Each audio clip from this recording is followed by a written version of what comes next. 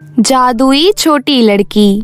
मोहन और गजोधर दोनों सगे भाई थे। दोनों एक ही गांव में अपने अपने परिवार के साथ रहा करते थे। बड़ा भाई मोहन बहुत लालची और घमंडी था, वहीं छोटा भाई गजोधर सीधा साधा था। कुछ दिन पहले ही उन दोनों के पिता का निधन हो गया था। पिता ने दोनों भाई का बंटवारा करके उन्हें एक समान चीजें दे दी थी, लेकिन बड़े भाई मोहन के मन में लालच आ गया था। उसने कागजों में हेरा फेरी करके सारे जमीन जायदाद अपने नाम करवा लिए। गजोधर को जब इस बात का पता चला तो उसे बहुत दुख हुआ। वो तुरंत अपने बड़े भाई मोहन के पास गया और अपने हक की मांग की। आप मेरे साथ छल मत कीजिए, क्योंकि ऐसा हो ही नहीं सकता कि पिताजी सारे जमीन जायदाद का मालिक सिर्फ आपको बनाकर चले जाएं। तो मैं क्या झूठ बोल रहा हूँ? देख ले, सारे कागजात पर पिताजी के अंगूठे के निशान हैं। ऐसा हो ही नहीं सकता। मुझे अच्छे से पता है आपने कुछ घोटाला किया है। या तो आप आराम से मेरी जमीन मुझे लौटा दो, नहीं तो मैं पंचायत बैठाऊंगा। तुझे जो करना है कर ले, मुझे कोई फर्क नहीं पड़ता। तुझे रहने के लिए एक घर मिल गया, तेरे लिए वही बहुत है। मोहन की ये बात सुनकर गजोधर को बहुत गुस्सा आता है और वो अपने घर जाने लगता है। उसे ये बात बिल्कुल हजम नहीं हो रही थी। वो बहुत ही ज्यादा टेंशन में था। घर जाकर वो अपनी पत्नी से कहता है, भाग्यवान, अपना ही भाई सांप निकला। धन दौलत की बात आते ही लोग अपना असली चेहरा दिखा देते हैं। मुझे विश्वास नहीं हो रहा कि वो मेरा भाई है। उसने कहा कि पंचायत बैठाने से भी उसको कोई फर्क नहीं पड़ेगा। मुझे तो समझ नहीं आ रहा मैं क्या करूं। आप चिंता मत कीजिए, आप बस टेंशन मत लीजिएगा, नहीं तो आपका बीपी हाई हो जाएगा। गजोधर चुपचाप खाट पर जाकर लेट जाता है। उस रात गजोधर जो सोता है फिर वो कभी नहीं उठता, क्योंकि सोते सोते उसको हार्ट अटैक आ जाता है। जब उसकी पत्नी और बच्चों को ये बात पता चलती है तो वो लोग बहुत दुखी होते हैं। किसी तरह गांव वालों की मदद से सुशीला अपने पति गजोधर का अंतिम संस्कार करती है और गजोधर की विधवा बनकर अपना जीवन व्यतीत करने लगती है। कुछ समय बाद उसको एहसास होता है कि उसको अपने हक की लड़ाई लड़नी चाहिए। अपने जेठ और जेठानी से उसे अपने हिस्से की जमीन लेनी चाहिए। ये सब सोचकर सुशीला गांव में पंचायत बैठाती है। पंचायत सुशीला और उसके जेठ की बातें सुनती है। अंत में ये फैसला होता है कि सुशीला को उसके बच्चे पालने के लिए 2 बीघा जमीन दे दी जाए। सुशीला इस बात के लिए अड़ जाती है कि उसको 2 बीघा नहीं बल्कि बराबर का हिस्सा चाहिए, लेकिन उसका जेठ उसको 2 बीघा जमीन देकर टरका देता है। सुशीला दुखी होकर घर आ जाती है। तब उसकी बड़ी बेटी उससे कहती है, क्या हुआ माँ, पंचायत ने क्या फैसला सुनाया? पंचायत भी पैसे वालों की बात ज्यादा सुनती है। उन्होंने सिर्फ हमें 2 बीघा जमीन दी है, इतने में हम खेती कैसे कर पाएंगे? ये तो सरासर नाइंसाफी है। सुशीला जानती थी कि उसके जेठ और जेठानी ने उनके साथ धोखा किया है। वो इस बात से बहुत दुखी भी थी। आखिर में अपने बच्चों को पालने के लिए वो 2 बीघा जमीन में ही खेती बाड़ी करने की सोच लेती है। एक दिन वो अपने खेतों में जाकर अपने खेतों की सफाई कर रही थी। तभी एक बहुत खूबसूरत छोटी बोतल उसे अपने खेत में दिखाई दी। सुशीला उसको अपने हाथ में उठा लेती है और सोचती है, बड़ी अजीब सी बोतल है, लेकिन खूबसूरत लग रही है। इसके अंदर क्या होगा, खोल कर देखती हूँ। सुशीला उस बोतल का ढक्कन खोल देती है, लेकिन उसके अंदर उसे कुछ नहीं दिखता। बेकार बोतल सोचकर सुशीला उसे साइड में फेंक देती है। तभी उस बोतल में से एक धुआं निकलता है और उसमें से एक बहुत छोटी सी लड़की बाहर निकल कर आती है। उस लड़की का शरीर बहुत छोटा था, लेकिन दिखने में वो बहुत ही ज्यादा प्यारी थी। सुशीला उसे देखकर थोड़ा डर जाती है। तब वो छोटी लड़की सुशीला के पास आकर उससे कहती है, सोचा था इस खेत में आकर आराम से सोऊंगी, लेकिन यहाँ पर भी किसी को चैन नहीं है। मुझे माफ करना, मैं नहीं जानती थी कि इस बोतल के अंदर आप सो रही हैं। वैसे तुम कौन हो और इस बोतल के अंदर क्यों थी? इस दुनिया की तो तुम बिल्कुल नहीं लग रही हो। जब मैं इस दुनिया की हूँ ही नहीं तो कैसे लग सकती हूँ? मैं यहाँ पर सोने आई थी, लेकिन तुम्हारी वजह से मेरी नींद पूरी नहीं हुई। मुझे माफ कर देना, मुझे नहीं पता था कि मेरी वजह से तुम्हारी नींद खराब हो जाएगी।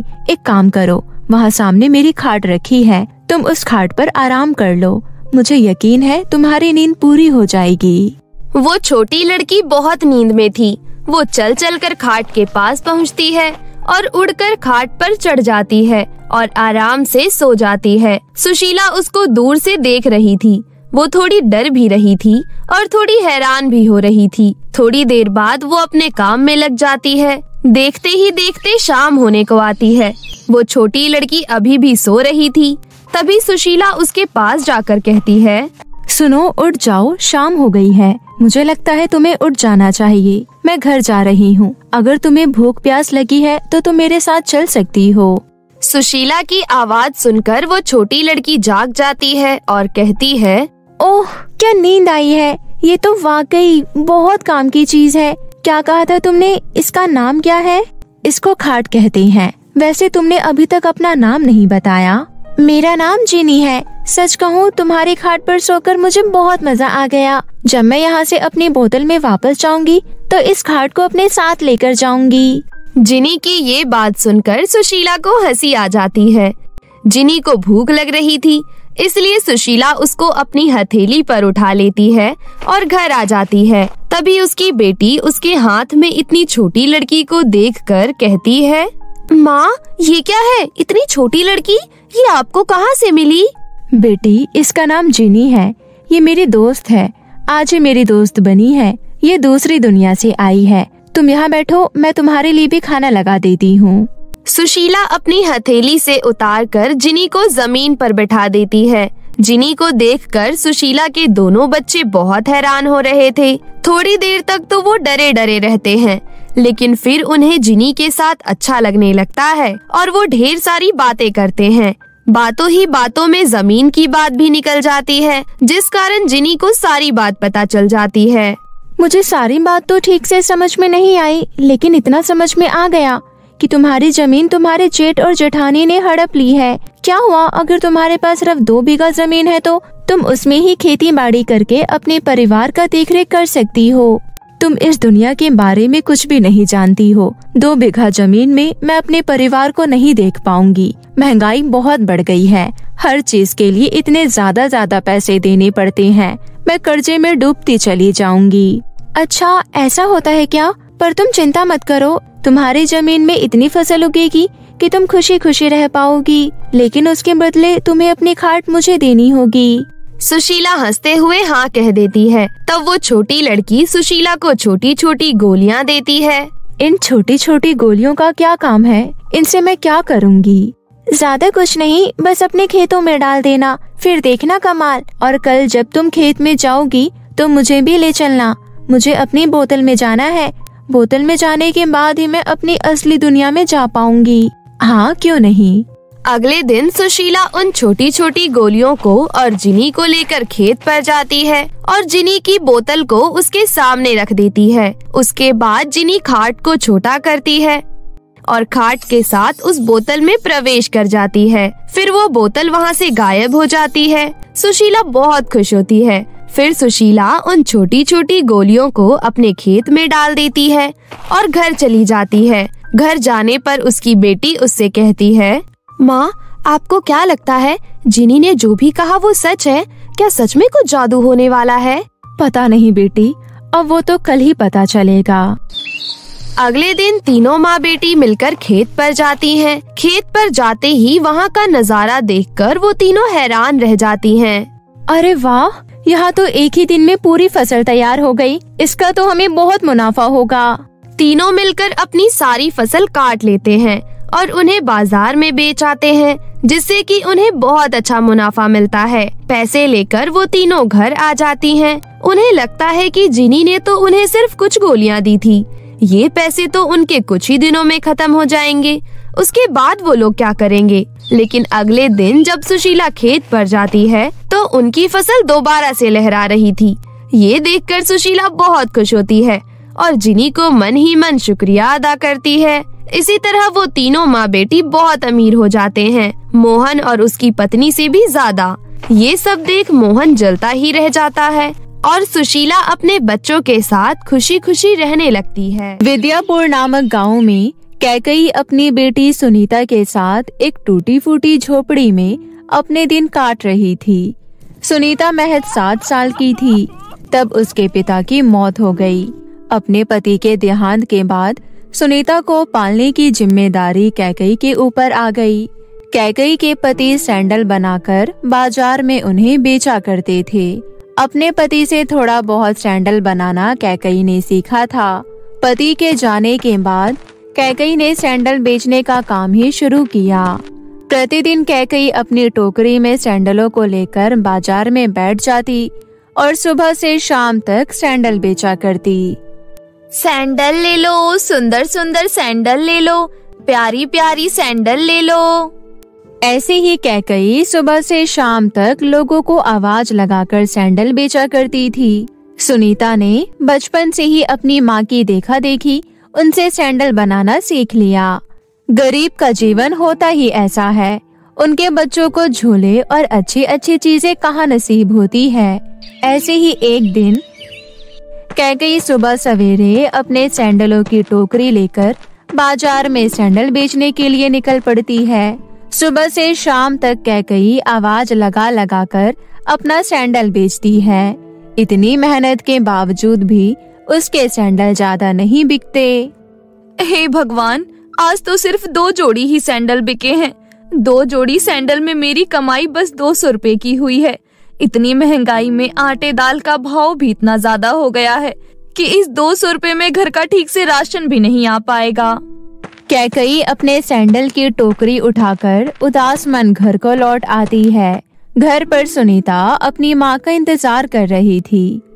अरे माँ, आप आ गई? हाँ बेटी, पता नहीं आज सुबह किसका मुंह देख कर गई थी। पूरे दिन में बस मेरी बोनी ही हो पाई है। मगर माँ, ये तो कोई बड़ी बात नहीं है, क्योंकि ये हर 2 दिन की बात है और कभी कभी तो आपकी बोनी तक नहीं होती। ये तो गनीमत है माँ कि आज हम माँ बेटी के पास खाने के लिए दाल रोटी है, वरना कभी कभी तो पानी पीकर ही पेट भरना पड़ता है। सुनीता की बातों में उसके घर की गरीबी साफ तौर पर झलक रही थी। असल मायने में गरीब का जीवन होता ही ऐसा है। कभी रूखी सूखी रोटी खाकर रात काटनी पड़ती है, तो कभी कभार पानी पीकर ही सो जाना पड़ता है। गरीब लोग पूरा दिन खून पसीना एक करके मेहनत करते हैं, तब जाकर शाम को उनके घर चूल्हा जलता है। ऐसे ही समय गुजर रहा था।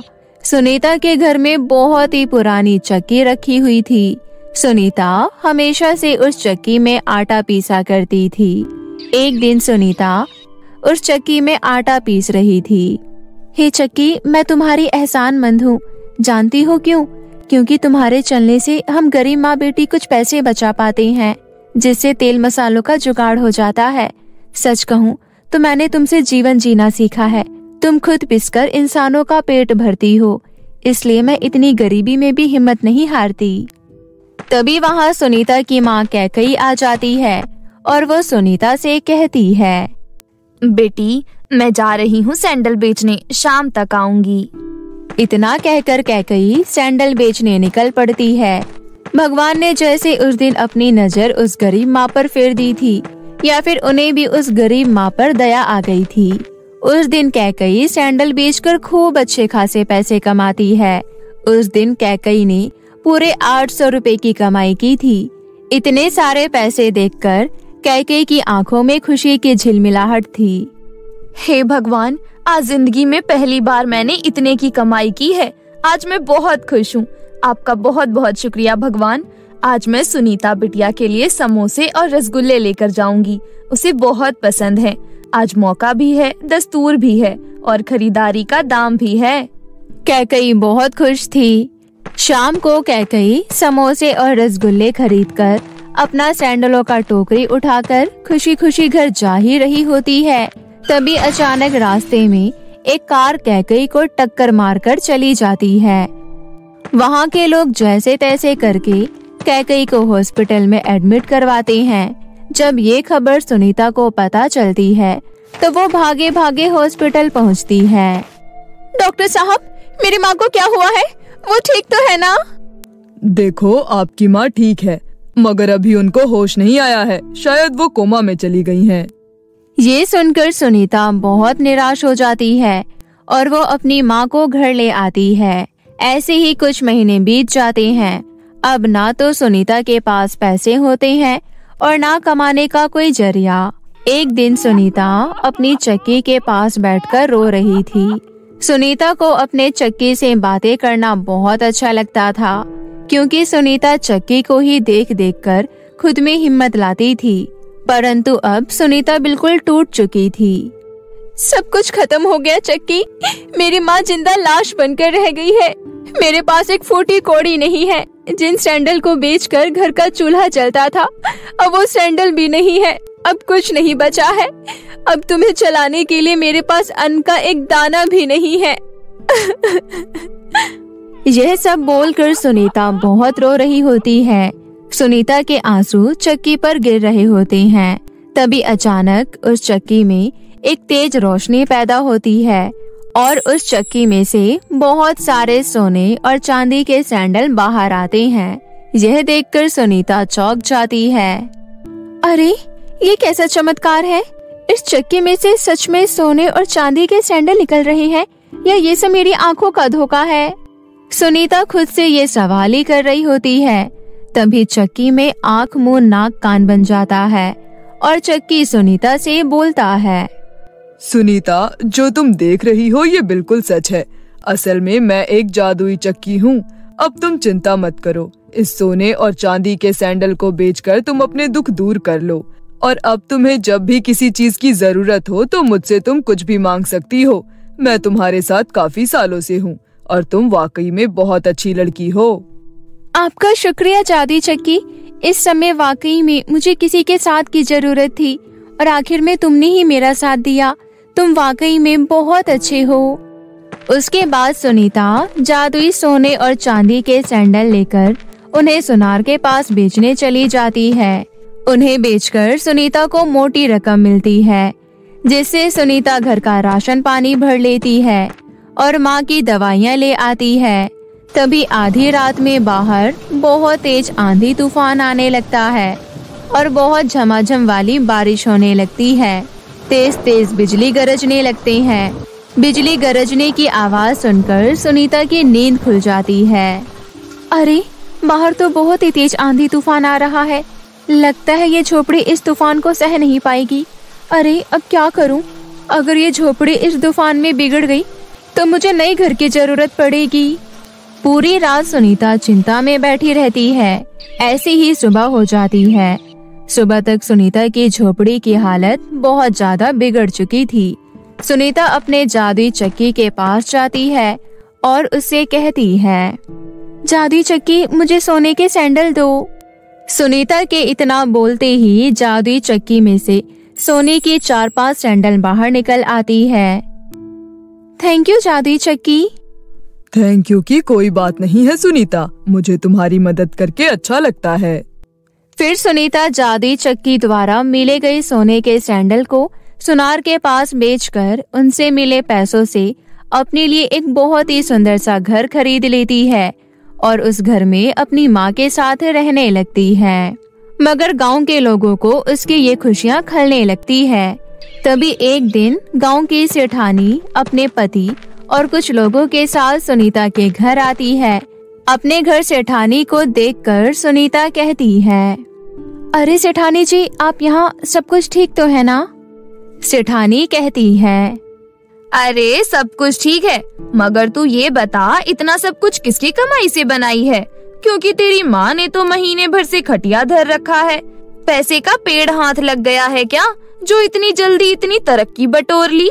या ये सब अपना मुंह काला करवा के बनाई है? ये सुनकर सुनीता की आंखों में आंसू भर आते हैं और वो कहती है, ऐसा कुछ भी नहीं है सेठानी जी, आप मुझ पर गलत लालचन मत लगाइए। अरे तो ऐसी बात नहीं है तो कैसी बात है? सच सच बता, इतनी जल्दी ये सब तूने कैसे किया? अगर तू सच नहीं बताएगी तो तेरी दामन पर ऐसे ही कीचड़ उछलते रहेंगे। लोगों की बात सुनकर सुनीता उन सबको जादुई चक्की के बारे में सारी बात सच सच बता देती है, जिसे सुनकर सभी के होश उड़ जाते हैं। क्या? जादुई सोने और चांदी के सैंडल की चक्की? अरे सेठानी जी, आप कहाँ इसकी बातों में आ गई? आप इसकी बात मत मानिए। आखिर मामूली से आटा पीसने वाली चक्की से सोने और चांदी के सैंडल बाहर कैसे निकलेंगे? ये अपनी लाज बचाने के लिए झूठ बोल रही है हमसे। नहीं नहीं, मैं कोई झूठ नहीं बोल रही हूँ। अगर आप लोगों को यकीन नहीं है तो आइए मेरे साथ, मैं अभी दूध का दूध और पानी का पानी कर दूंगी। सुनीता उन सबको अपने घर के अंदर लेकर आती है और जादुई चक्की के सामने आकर कहती है, हे जादुई चक्की, आज मेरे दामन पर सवाल उठा है, तो जल्दी से अपना कमाल दिखा और करवा दे मुंह बंद इन सब का। सुनीता के इतना कहते ही जादुई चक्की में तेज रोशनी होती है और चक्की घूमकर अपने अंदर से सोने और चांदी के सैंडल प्रकट कर देता है। बस जादुई चक्की, अब रुक जाओ। सुनीता के इतना बोलते ही जादुई चक्की रुक जाता है। अब सेठानी और गांव वालों को सुनीता की बातों पर भरोसा हो जाता है। तभी सेठानी का पति कहता है, अरे देख लिया कमला, जादुई सैंडल की चक्की ही सुनीता की कामयाबी का जड़ है। ऐसे ही किसी दूसरों पर इल्जाम मत लगाया करो कि कोई तुम पर भी कल को इल्जाम लगाए। सच बात तो ये है कि लोगों के आगे बढ़ने से तुम्हें जलन होती है। जाने दीजिए ना काका, इंसानों से तो गलती हो ही जाती है। सेठानी जी, आपको जितनी जरूरत हो इस जादुई चक्की से सोने के सैंडल ले लीजिए। सुनीता, मैंने तुझे इतना बुरा भला कहा, तू मुझसे नाराज नहीं है ना? नहीं काकी, मेरे मन में कोई बैर नहीं है। इसके बाद सेठानी जल्दी से जादुई चक्की के पास बैठकर उससे अपने लिए पर्याप्त सोने के सैंडल मांग लेती है। उस दिन के बाद से सुनीता न सिर्फ अपनी जरूरतों की पूर्ति करती है, बल्कि गांव के गरीब व बेसहारा लोगों को भी सहारा देती है और खुशी खुशी रहने लगती है।